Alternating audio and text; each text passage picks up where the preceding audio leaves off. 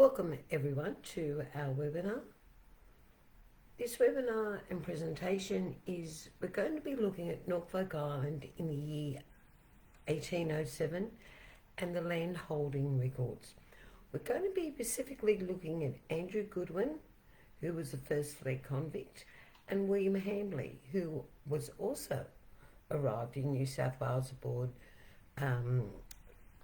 in 1788, but he was aboard HMS Sirius and he was a ship's carpenter. What Andrew and William actually do have in common is not only they arrived in New South Wales with the first fleet. One was a convict, one was a crewman, but they both travelled on the HMS Sirius for its voyage to Norfolk Island in March 1790. Andrew Goodwin disembarking over at Cascade, William Hambly disembarking after the shipwreck. William Hambly was shipwrecked on Norfolk Island, went back to Port Jackson and was given permission to become a settler on Norfolk Island and thus returned. Whilst Andrew Goodwin remained on Norfolk Island, he did do one trip to Port Jackson for about a 6-month period, but he eventually became back. So we're going to be looking at what the records tell us in 1807, and that's the other common fact with both these two men, is they left Norfolk Island aboard the HMS Porpoise. When you're doing family history research, you normally start with yourself and work backwards. And that's fine, that is the correct way to do it. With history research, however, which includes land records, you don't always necessarily work back from 1807 and work back. Sometimes you have to move forward and backwards all the time while you're sorting out the discrepancies within the records, locating the records in the first instance. Today we're going to be looking from 1807 and looking back. If any of the records that I do show in this presentation are online, the black and silver mouse does appear in the bottom corner. So here we have the HMS Porpoise shipping manifest or passenger manifest. There's actually 3 different versions of this for that voyage. The City of Hambly in 1808 actually has 5 different versions, and each version gives a little bit different data in the first instance and also conflicting information. So we actually have got here on the very top Andrew Goodwin with 23 acres and Bay. So they were looking at sending him out to Risdon. So he has 1 wife and 7 children, and he's a 2nd-class settler. William Hambly is down the bottom, also for Risdon Bay. He has 17 acres, no wife, 2 children, and is a 1st-class settler. So we have a common point, and that's the departure aboard HMS Porpoise, 25th of December, 1807. Andrew with 23 acres and William Hambly with 17 acres. So we now go back in time and we verify the 23 acres of Andrew Goodwin and all the 17 acres of William Hambly. Please watch, sometimes it's Hambley. There's a few different spelling variations. And even for Goodwin, but not necessarily on Norfolk Island. It's when he was in New South Wales and of course Van Diemen's Land.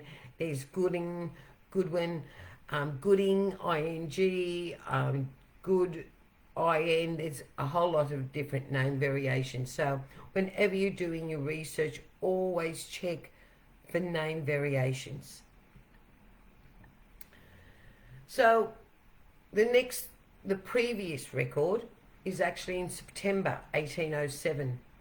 It does not give land acreage or the lot number All it gives is the name of the settler and the number of children. And in this particular case, it matches up perfectly with HMS Porpoise. 7 children for Andrew Goodwin and 2 children for William Hambly. And it is in the Norfolk Island papers at the New South Wales State Archives. And because there's no mouse, not available online. But this is what it looks like. Yes, welcome to my world. These are some of the records that we are deciphering on a daily basis. Up the top, number 40 is Andrew Goodwin, and William Hambly is fourth up from the bottom with 2 children. And there's 7 children for Andrew Goodwin. So it doesn't mention anything about their land. Next step back is the muster and settlers of landholders on Norfolk Island on the 2nd of August 1807. Keeping a note of the date is very important. Family history just isn't about someone being born, growing up, getting married, having children, and then passing away. It's also about their life too. So doing land research is a great resource for filling in a timeline for them. But it also gives you information about their life and also the life of their children. So on the first one on the left-hand side, we have Andrew Goodwin with 23 acres. Okay, that's good. But William Hambly's got 21 acres. Yet a couple of months later, he's only got 17 acres. We'll look at that later. And yes, this is available online. Now, this particular record does not include lot numbers.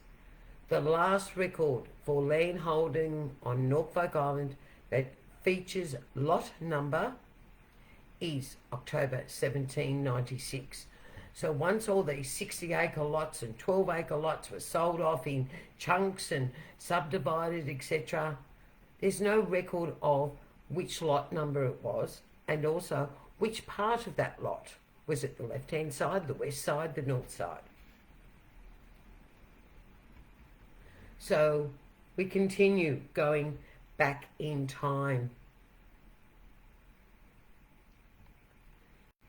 But we have to go back 2 years. There's not land records and lists every year. This is a list of the several classes of settlers and other inhabitants holding land on the 26th of March 1805.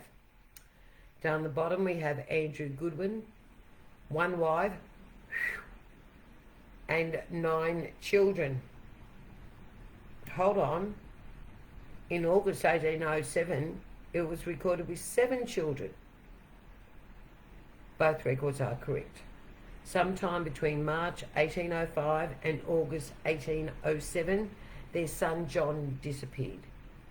He either, at the upcoming Goodwin muster, we're actually going to be talking about how to look into John and his final fate. And of course their eldest daughter, Mary, had left the island in February 1807. So when you are looking at land records, because of the extra information that's on it, you can use that as part of a research tool for your family history research. However, he's got 18 acres of cleared land and 18 acres of non-cleared land. 18 and 18 is equal to 36. So sometime between, we presume, between March 1805 and December 1807, August 1807, he either sold some land or he did a swap or something like that. And that's what did happen. They exchanged lands, they exchanged farms, they exchanged land for cattle one guy exchanged a whole field of crops for some cattle, and actually not sold the crops but sold the actual paddock. This is available online. And you can see other names here: Richard Morgan, William Phillimore. This is William Hambly's entry in the same record of March 1805. And he's listed with no wife, which is correct.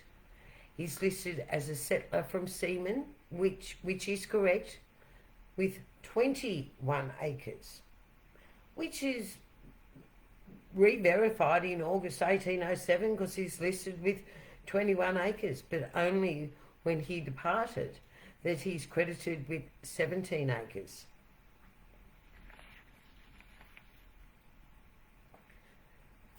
However, in this particular list, William Hambly is listed as a second-class settler, when technically he should have always been a first-class settler, and that's what he was when he departed aboard HMS Porpoise in August 1807.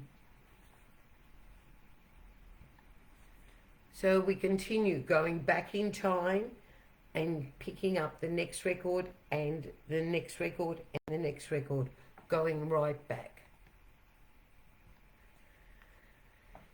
There's a report of the settlers on Norfolk Island who said, yep, I'll leave the island. Yeah, I'm willing to do that. Andrew Goodwin is not listed. He did not want to go in 1804. Of course, 3 years later, he had no choice. William Hambly is listed with 2 children and 21 acres.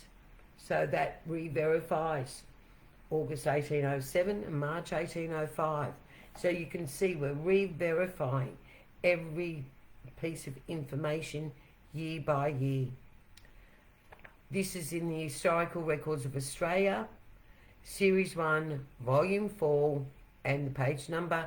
And go search online and you'll find there's many of the Series 1 Historical Records of Australia that have been digitised, converted to PDF and available online. And just go to Trove, you'll find it's the National Library who's done most of them. There's a few other major repositories who have also done the same. Or just go Google Historical Records of Australia, but look out for Series 1, Volume 4. It's also available at your local libraries, and you can also buy it from Good Books Australia. They have all the Historical Records of Australia and Historical Records of New South Wales, all digitised on one thumb drive.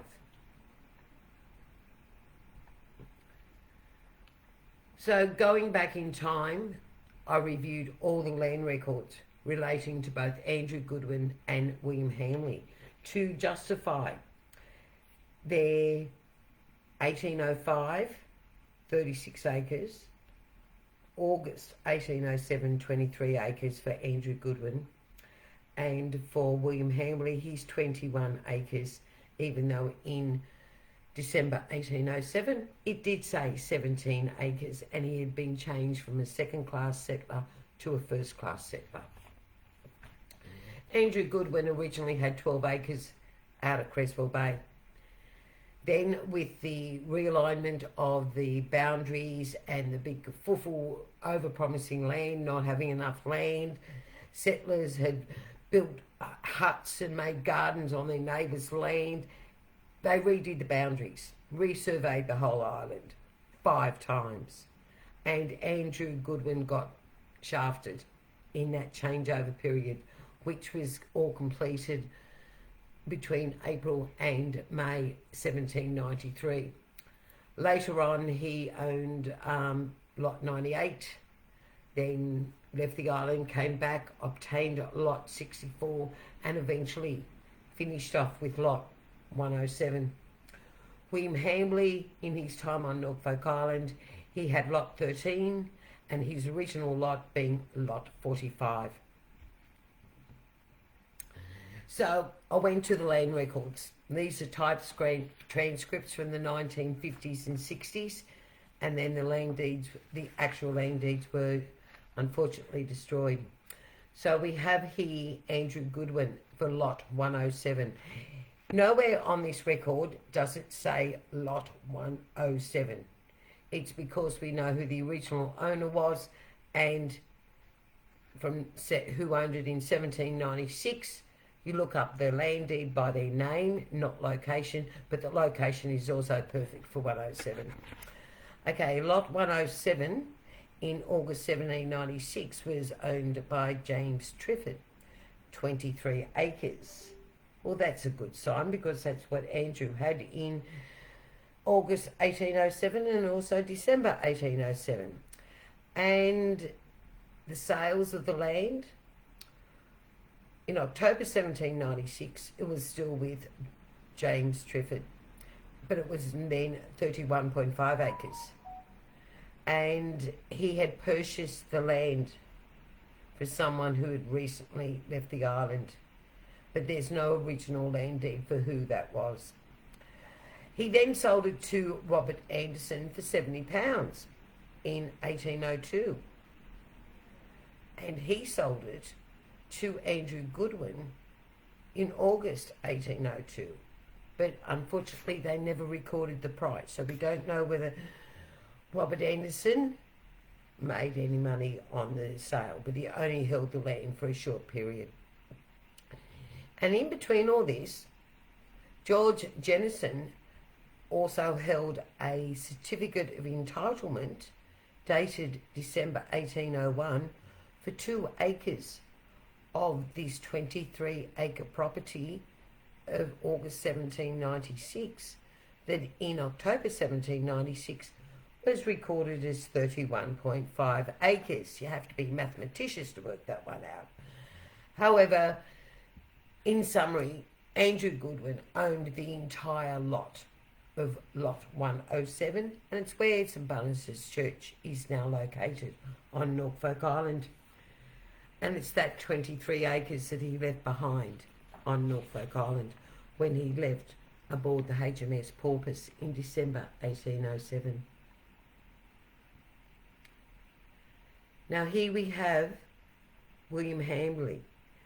First of all, his first lot, being lot 45, 60 acres, it was one of the 10 that they used as the base, that those original 10 lots of the seamen and the marine from HMS Sirius who returned to Norfolk Island, they did not move with the resurvey. What they did was they made what they were looking for was to have public land around every single lot of land. It was never going to work. And they gradually reduced the boundaries and the buffer around the original 10 lots of land. And then they realised this is not going to work at all. So they completely just resurveyed the land. All land backs onto a creek or a road. So that is for that. They use that as part of their surveying benchmark. Now, William Hambly owned lot 45 in October 1796, but then he sold it for £100 to Arthur Robertson in October 1798. And that land again was sold to William Mitchell, who then broke it up into smaller parcels in 1802, with 10 acres to Richard Wilson, 5 acres to William Hazelwood, 15 acres to Zachary Sansford, and 25 acres to Robert Cox. So here we have he subdivided the land, and they sold it all off. This land deed here is actually the land deed for lot 13. And it's one of the original lots, one of the original 10 lots too. And it was held by Samuel King, who was a Marine from HMS Sirius. He held the land in May 1792. He was actually given permission for that grant in January 1792, even though there's other paperwork to say that he'd chosen the land in May 1791, but the official paperwork didn't start and the allocation did not start until May 1792. Samuel King, he was the late seaman of the HMS Sirius, and in October 1793 he held the land, 60 acres, and he had 10 acres in cultivation. 20 acres was hilly and 40 acres was level. He also owned the land in October 1796. Then, like most people on Norfolk Island, land settlers, they sold it all off. And we have here, he's sold 10 acres to William Hambly, and it's actually spelt on the land deed Hambly or Bey. Remember, these are typed land deeds from the original records. And that was in 1800. He also sold 10 acres to Elizabeth Thatchery, who ended up being his wife later on in Van Diemen's Land. And so he subdivided the land. Samuel King did keep part of the land, but he'd sold land, 10 acres to William Hambly. But William Hambly had 21 acres. I've gone through all the land deeds. There's no other land pending for William Hambly. So who's wrong? No one. The land deeds don't record every single transaction. So you know that your ancestor may have left Norfolk Island 1807, 1808, and they had land, and on the shipping manifest there is a record of how many acres they had. And in the August 1807, they're recorded with land. March 1805, recorded with land. Even 1804, recorded with land and how much land. But you may not find the transaction of obtaining the land and what land it was in the land deeds, because they're not complete. These land deeds transcriptions are from the New South Wales Lands Department, but they are they are the detailed land scripts, land deeds and transactions that are indexed and notated in the Colonial Secretary papers. So these are the complete record. And once again, even Andrew Goodwin buying lot 64, there's no record of him actually buying it. There's a record of him selling it. So we can presume between part 1 and part B, he obtained that land.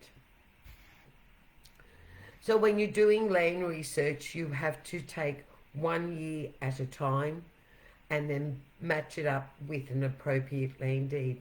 So when we say that William Hambly had lot 13, part of lot 13 and all of lot 45, he also had other land, maybe adjoining land, maybe a land on the other side of the island. There are no records to actually provide any evidence of how much land there was, what it was bought or sold for, and what the condition of the land was. So there's still a lot of mysteries and research to be done on your individual ancestors on Norfolk Island. And we've just taken a slice of history and just looked at the land for 2 men and how the records always differ. And this is why you never take one record as a standalone. Always re-verify it. But we can say that Andrew Goodwin, a second-class settler, departed Norfolk Island on the Porpoise for Hobart with 1 wife and 7 children, credited with 23 acres, which ironically is the original size of lot 107. William Hambly departed also on HMS Porpoise in December 1807 as a first-class settler, even though in March 1805 he's recorded as a second class. They've realised they had made the mistake. Because all seamen and marine settlers were always classed as a first-class settler. and he too departed Norfolk Island on the porpoise. 2 children, no wife, because his wife had passed away. I'm going to say 21 acres, because it is consistently 21 acres from 1804, 1805, 1807. But they've just recorded 17 acres. There's a missing 4 acres. He may have sold that off between August and December in a trade-off for extra clothing or extra supplies that he felt that his family would need in Van Diemen's Land. However, they weren't able to get all the provisions on each of the boats, and many were continuously 5 years, 6 years later petitioning Macquarie and also Murray in regards to, look, we were entitled to this is what we had, and we were never properly reimbursed. The Goodwin Munro family muster is in Hobart in, I was told the other night, something like 30 more sleeps or something like that, at the end of October and the first week of November. And more information on the Goodwin Munro family muster is available on our website, australianhistoryresearch.info. There's also 2 dinners that you can come if you are unable to come to the muster. Overall, there are 2 dinners which may interest a lot of people. The first dinner is the guest speaker is going to be talking about the land grants in Van Diemen's Land and how did convicts and the land grant pattern and all about that early development for that land grab. In March 1808, Collins said, look, go out, find a piece of ground. If you like it, come back and tell the surveyor and it's yours. But it wasn't until 5 years later till they were officially granted their land. And there was lots of changes in the land ownership in that time period also. And then there's the dinner on the first Wednesday in November, which is the legacy of the early Hobart families. So it will include all the families from Norfolk Island, but also those convicts who arrived in 1803, 1804 in Hobart. More information on land from the time of start of the settlement to October 1796 is actually all listed in our publication, Settlers and Landholders on Norfolk Island 1793. It includes details of those people who were given land or given an allocation of land and just decided, no, we're over all this mucking around with being resurveyed and no guarantee we're going to get our 60 acres which we were entitled to. So they just simply gave up the rights to their land and returned to New South Wales. So all that information is actually in our book, and you can find out further details on that on australianhistoryresearch.info. If anyone has any questions over land ownership on Norfolk Island, I will post up a group and on the land 1788 to 1814 Norfolk Island, and all the land deeds are sitting there. The land deeds that I showed you here in this presentation, they're actually there. Majority of them have been already transcribed into text for us, but everyone's more than welcome to join that group. Everyone, take care.